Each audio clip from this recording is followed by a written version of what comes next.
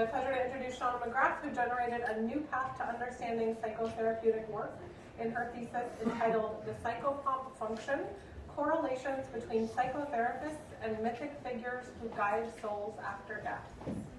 It was exciting and inspiring to work with Shauna on this project, first in class as we contemplated the possibility of her work containing a glossary of deities, and later in an advisory capacity as the work came to life. While perhaps not a wholly new metaphor, this exploration is absolutely the only one that I'm aware of that explores a psychotherapist's role as psychopomp in this level of depth or detail and enriches our collective understanding of this important function. And with that, I yield the floor to you, Shauna.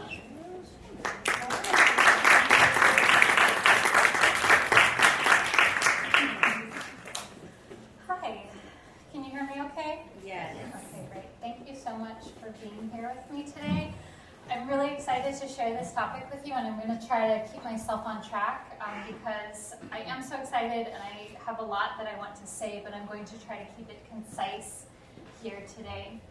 So the psychopomp function, I want to start with this quote by Carolyn Conger in her book Through the Dark Forest, which was about working with folks who are confronting their imminent death, their approaching death.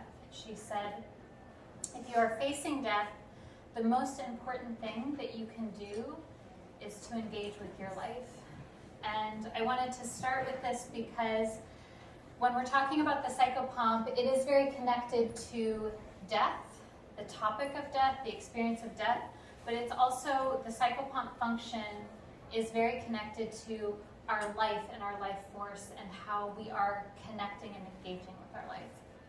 So first, I'm sort of starting at the end of my journey here with you because I want to share with you why do we even care about the psychopomp function? Why is this important? Why do we need another symbol or another way to look at psychotherapy? And this is because the wounded healer is hurting us. The wounded healer archetype is an idea that was put forward by psychoanalyst Carl Jung. He said that only a wounded physician can heal. And by this he meant that physicians, psychotherapists, helpers, healers, caregivers, that our pain, our woundedness, our humanity is what helps us to be a healing force to others. And while the wounded healer archetype has been written and correlated often with psychotherapists and psychotherapy, and it has been very helpful to help us contextualize our own suffering as purposeful in helping others, I found in my thesis, and reflecting on this, that the wounded healer archetype has this unspoken message of the healer, the psychotherapist in this case, needing to sacrifice their entire life, their own entire life force for the service of others, in this case for their clients. And so, of course, this is not something that's a stated fact in the myth or in the idea of the wounded healer, but it's something that we see reflected in our field of psychotherapy, where a majority of psychotherapists experience high levels of burnout. And to me, this is intolerable, this idea that a majority of us may experience high levels of burnout. So all of that to say that the psychopomp function, my hope is that it offers a new frame of looking at psychotherapy, how we work, and a frame that is more empowering for psychotherapists and for anyone that is in the helping and healing field as well, so that we can look at our work as a way of working with someone where we don't need to give over and sacrifice our entire selves. Okay, so back to the beginning. My question in my research was, in what ways is a depth psychotherapist working as a psychopomp? And I realized I haven't really told you what a psychopomp is.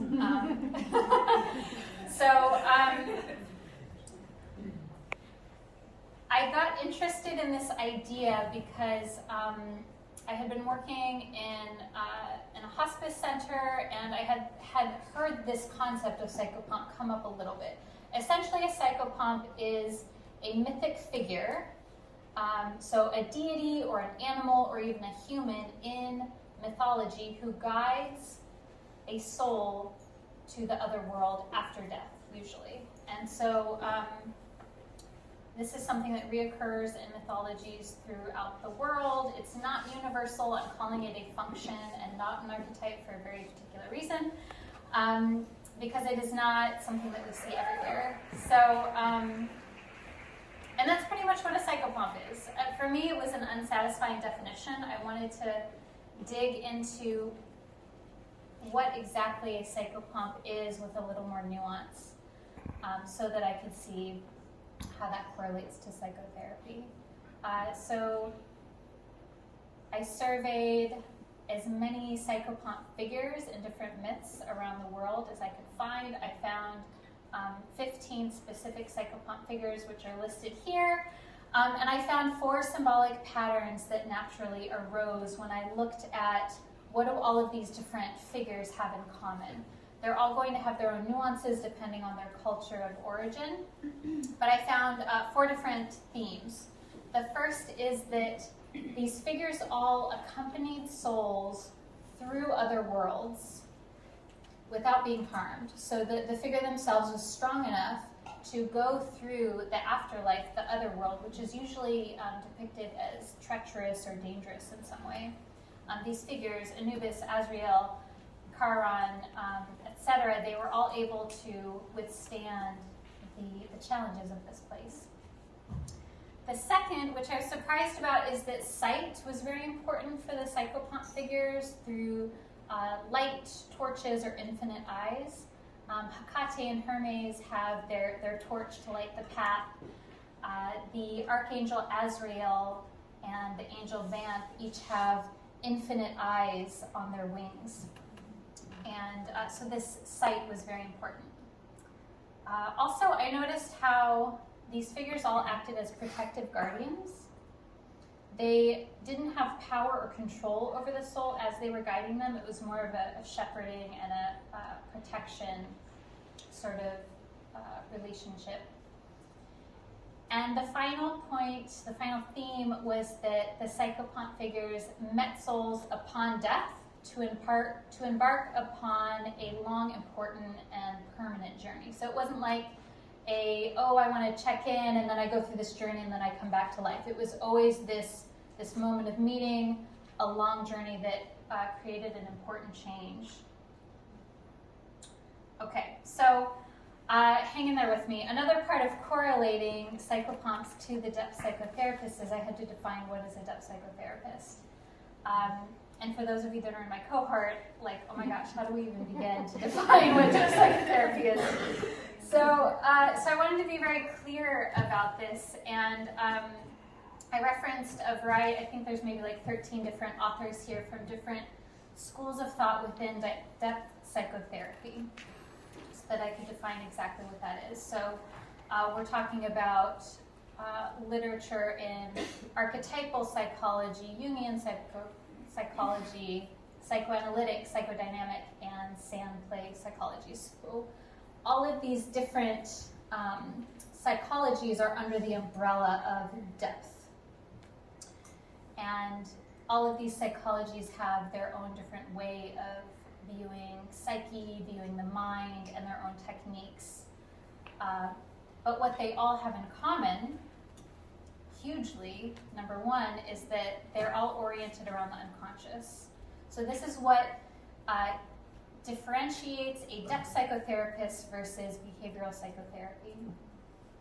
The second theme that arose is the use of what we call the phenomenological eye. And this is just a fancy way of saying that we think symbolically. We look at the world through symbolism, through myth and dreams and what's happening in the room. The third unifying principle of depth psychotherapists is that we use the relational experience, the therapy relationship, to create transformation. And the fourth concept is that in depth psychotherapy, we're really looking at restructuring the psyche, restructuring the mind to alleviate suffering, versus trying to solve one particular small problem in someone's life. We're talking about changing the essence of who someone is at a very deep level. So I realize this is a lot. I feel like I'm saying a lot, throwing a lot at you, but what I really want you to take away is that, and I didn't plan this, that there's 4 qualities that are unifying principles in depth psychotherapists, and then we have these 4 qualities of the psychopomp function. The orientation towards the unconscious is akin to walking through the other worlds. And I go through each of these 4 correlations in my thesis and compare how depth psychotherapists are explaining our work. For example, talking about the unconscious as being another world. The use of the phenomenological eye, and the eye being sight, and using our inner eye to see symbolically. This relates to illumination that the psychopomp uses through light or through eyes. The therapeutic relationship and transformation correlates to that protective guardianship sort of quality. And then the restructuring of psyche really felt correlated to the role of the psychopomp in the death rebirth process. So again, I would love to go into each of these with you, but we don't have time for that today. What I really wanted to share with you today is that I realized through going through this entire process is that this is such a powerful, the psychopomp function is such a powerful correlation for our work and for our role as depth psychotherapists. And we see a lot of talk about the wounded healer, and I think that that can be helpful. But I like this as an alternative frame for depth psychotherapists who can think about that maybe we're called to this work not because we are permanently wounded self-sacrificers, but because we have this special connection to the psychopomp function. Because we walk between worlds, because we are protectors, because we illuminate what is hidden, and we thrive in this psychic and cyclic death and rebirth process. And I'll leave you with this quote. Mary Woodman and Eleanor Dixon said in Dancing in the Flames, "Out of the darkness will come the treasures and the hidden riches." And I love this, and I feel that this really speaks to the nature of this work, especially through the psychopomp lens. And then, of course, if you resonate with this topic or have feedback or questions, I would love to hear from you. You can email me, etc. Thank you so much.